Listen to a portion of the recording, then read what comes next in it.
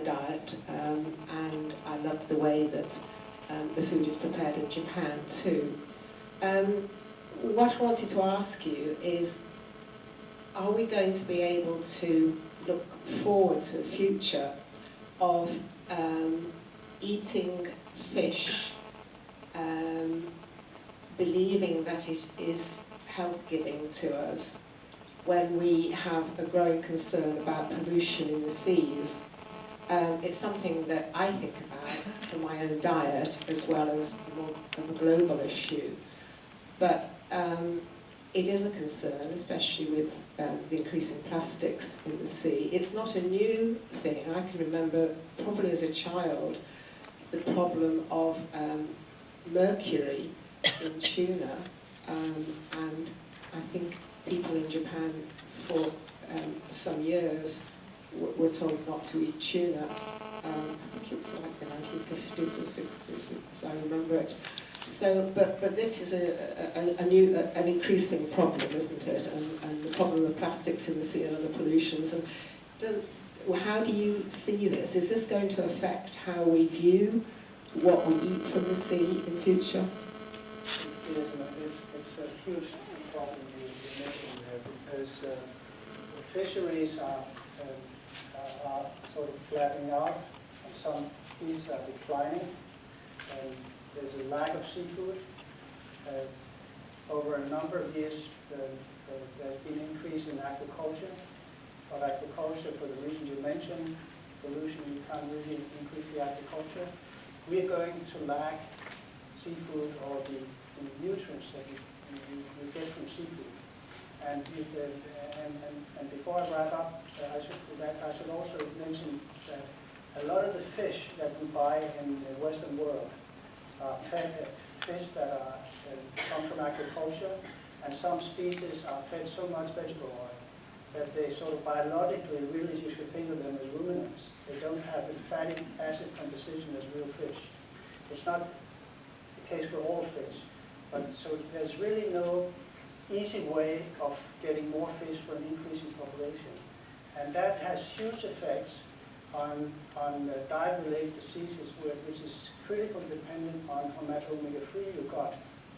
And I think, you have to look further down the food chain to solve some of that problem. That's why I put some emphasis on algae, the large algae, the seaweeds, but also the microalgae.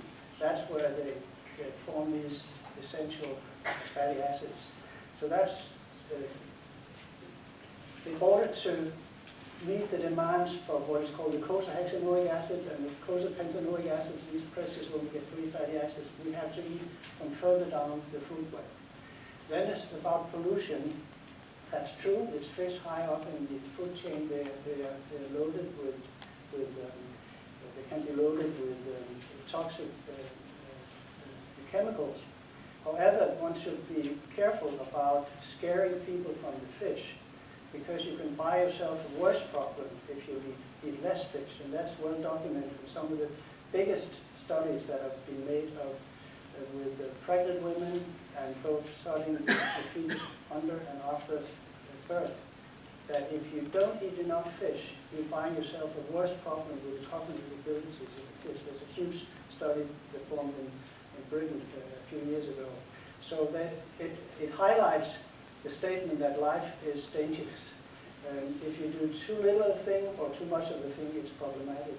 But it's very problematic if you scare pregnant women from eating fish.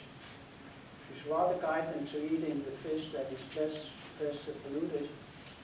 But if you don't substitute it with the right fatty acids, it's worse of a problem.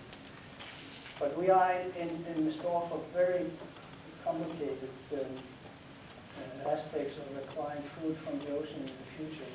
And we seem not to be able to have aquaculture to remedy that problem. Some of the solutions may be to have aquaculture where you both have fish and seaweeds and shellfish, and a sort of ecological sustainable system such that they sort of eat each other's debris. We've got a very, very quick question, if that's possible, and then that's it, and then we'll wrap it up. Thank you. How did we get by without the concept of umami for so long?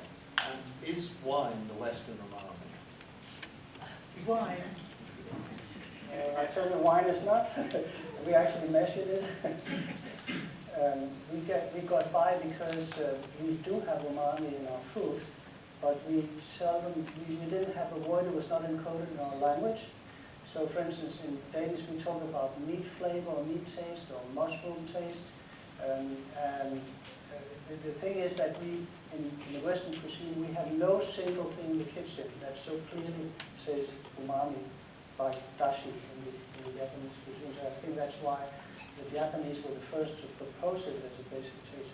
So we got along. I mean, most cuisines I know of know exactly how to use umami, but it's just not encoded in the language. And wine have pretty little umami. There's very little glutamate, because the winemakers, and that's actually also true with beer makers, they do not tune in on that, they tune in on other flavor components. And we have Barry Smith there who actually know much more about that than I do. Champagne is very umami rich because it lies on the leaves. We were talking about dying yeasts. So that's probably the wine if you wanted that high umami rate. Otherwise you have to have lots and lots of sake. Well, thank you very much, both to the audience for being